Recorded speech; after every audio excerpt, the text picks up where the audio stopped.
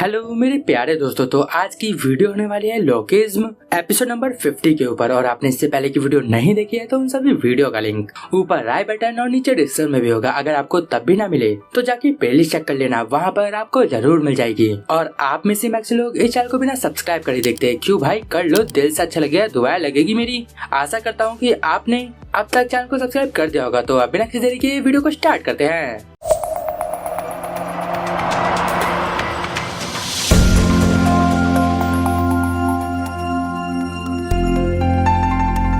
Episode की शुरुआत में हिंसुक सोच रहा था आखिर जे लोगन से फाइट क्यों कर रहा है, लेकिन अब मुझे क्या करना चाहिए। और जब मैंने देखा कि जे लोगन से फाइट कर रहा है तो मैं बिना कुछ सोचे समझे लोगन के पास अटैक करने के लिए बढ़ गया। और वहीं लोगन अपने मन में सोच रहा था आखिर ये कौन है, क्या ये दोनों दोस्त है, आखिर आज मेरे साथ क्या हो रहा है। और अब लोगन जे को छोड़ देता है और अब वो हिंसुक की तरफ आगे बढ़ता है। लोगन सोच रहा था ये मेरे ऊपर से अटैक कर रहा है, ये सच में काफी बेवकूफ है। और अब लोगन हिंसुक को सेम वैसे ही पकड़ने की कोशिश करता है जैसे उसने जे को पकड़ा था, और लगभग उसने पकड़ भी लिया था। और वो सोच रहा था आखिर मैंने इसे पकड़ लिया। हिंसुक अपने मन में सोच रहा था ये सच में काफी डरावना है, मुझे इसकी पकड़ से बचना होगा। और वहाँ पर हिंसुक ने लास्ट मोमेंट पे जो हाथ हिंसुक की तरफ बढ़ रहा था उसे झटके से हटा दिया था। और वहाँ पर हिंसुक ने इतने तेज मारा था कि वहाँ पर लोगन का हाथ कांपने लगता है। और वहाँ लोगन अपने मन में सोच रहा था इसने मेरे हाथ के पकड़ को इतनी आसानी से ब्लॉक कर दिया,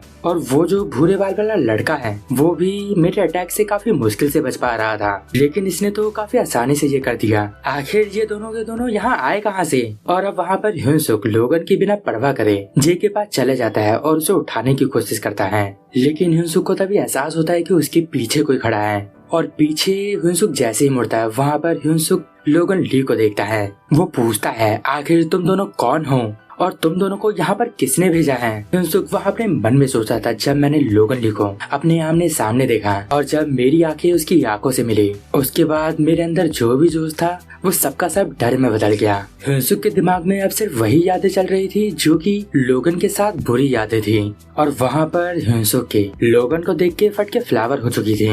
वहीं लोगन सोच रहा था ये सच में आज काफी बुरा दिन है, मुझे लगता है कि अब ये तुम्हारी बारी है। और वहीं हिंसुक अभी भी डरा हुआ था।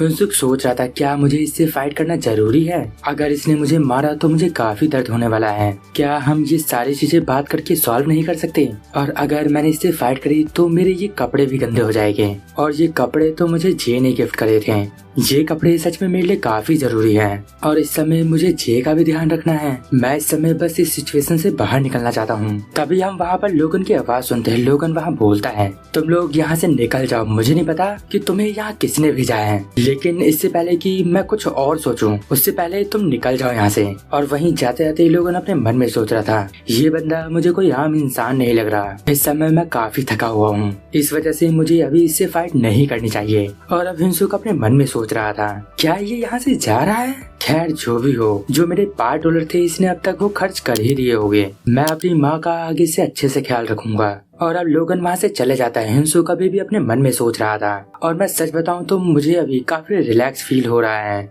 और अब वहाँ पर धीरे धीरे जे की आंखें खुलती हैं। जे देखता है कि हिंसुक उसे अपने कंधे पे उठा के ले जा रहा है, और जैसे ही अब जे देखता है कि वो हिंसुक के कंधे पे है तो वो छटपटाने लगता है। तो वहाँ हिंसुक बोलता है जरा चिल मारो, और जब तुम यहाँ आए थे तब उस बंदे और तुम्हारे बीच कुछ हुआ था क्या उसने तुमसे लड़ाई करना स्टार्ट करी। और वैसे भी वो जो बंदा है वो यहाँ का काफी फेमस गैंगस्टर है। और तभी वहाँ पर जे अपनी पॉकेट में से वो $5 निकालता है और वो हिंसुक को दे देता है। हिंसुक वो देख के काफी हैरान हो जाता है और वो बोलता है मेरे पैसे जे तुमने ये ढूंढ लिया। हिंसुक अपने मन में सोच रहा था मेरी जगह ये पैसे तुम्हें लेने पड़े लोगन से वापस, मैं इसके लिए काफी शर्मिंदा हूँ, लेकिन मैंने तो सिर्फ और सिर्फ अपना शरीर बदला, इसके बावजूद भी मैं किसी काम का नहीं हूँ। और अब हिंसुक के दिमाग में वो सारी बातें घूम रही थी जो कि ये थी कि लोगन ली एक नेचुरल डिजास्टर जैसा है, लेकिन इन सब के बावजूद भी वो हर सिचुएशन से बच गया, आगे से वो अपनी माँ का अच्छे से ख्याल रखेगा। ये सारी बातें उसके दिमाग में ही चले जा रही थी, और ये सारी बातें याद करके उसे काफी गुस्सा आ रहा था। और वहाँ हिंसुक की आंखों से आंसू आ रहे थे,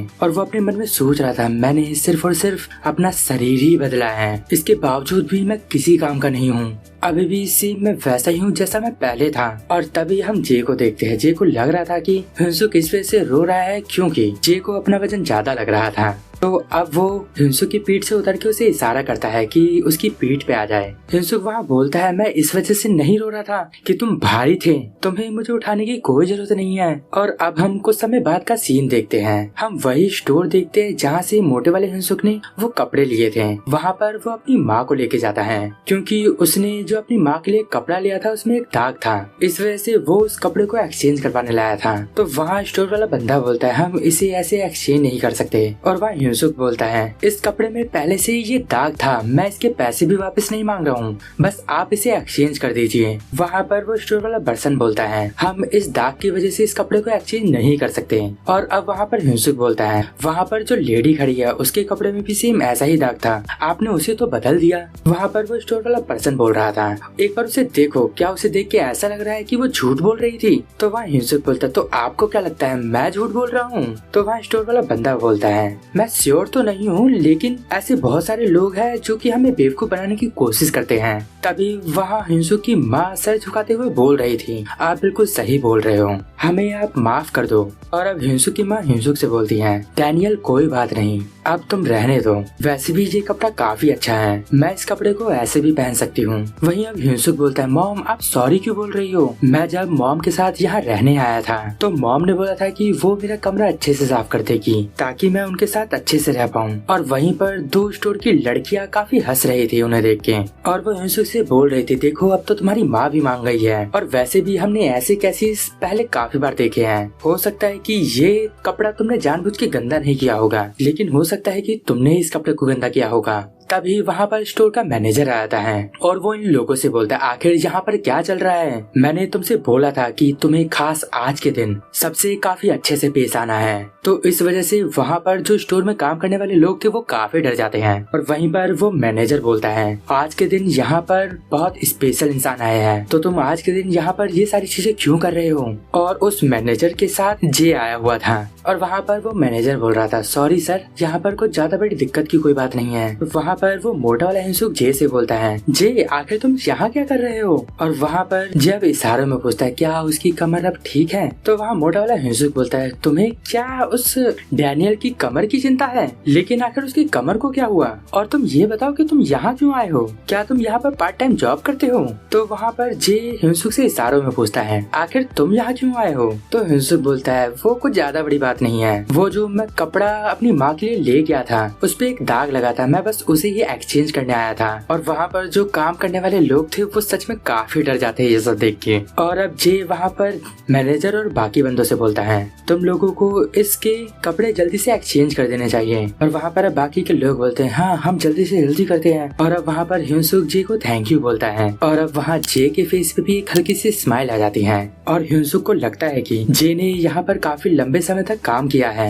और अब वहाँ पर जो लोग हिंसुक की बात पे भरोसा नहीं कर रहे थे और अब वहाँ पर उन लोगों की अच्छे से क्लास लग रही थी, वो बोल रहे थे, हमें माफ कर दो। मैनेजर वहाँ बोलता है, तेज बोलो। और अब वहाँ पर मैनेजर वहाँ का हिंसुक की माँ से बोलता है, सॉरी मैम, मुझे माफ कर दो, मैं आपको अपने स्टोर की VVIP मेंबरशिप दे दूंगा। हिंसुक की माँ बोलती है, ये तुम क्या कर रहे हो, प्लीज खड़े हो जाओ। और वहाँ का मैनेजर रिक्वेस्ट कर रहा था, प्लीज आप सर को हमारे बारे में कुछ अच्छा भी बताइए। वहाँ पर हिंसुक की माँ बोलती है, आप चिंता मत करो। और वहीं हिंसुक को लग रहा था कि इस स्टोर में सबके सब लोग अपने काम को लेके काफी सीरियस हैं। इसको अभी तक भी ये पता नहीं चला कि जे यहाँ का ओनर है। और अब यहाँ से सीन शिफ्ट होता है, हम वास्को को देखते हैं जो कि जिम में एक्सरसाइज कर रहा था। तभी वहाँ मोटा वाला हिंसुक आ जाता है और अब वास्को बोलता है, अच्छा तो तुम मुझसे मिलने आए हो, तो बताओ कि मैं तुम्हारी कैसे हेल्प कर सकता हूँ। और अब हिंसुक बोलता है, मैं अपने आप को बदलना चाहता हूँ। और वो अपने मन में सोच रहा था, मुझे सिर्फ और सिर्फ अपने शरीर को ही नहीं बदलना, मैं अपने आप को अंदर से बदलना चाहता हूँ। लोगन ली से मिलने के बाद मुझे फील हुआ कि मैं बस एक कमजोर इंसान हूँ।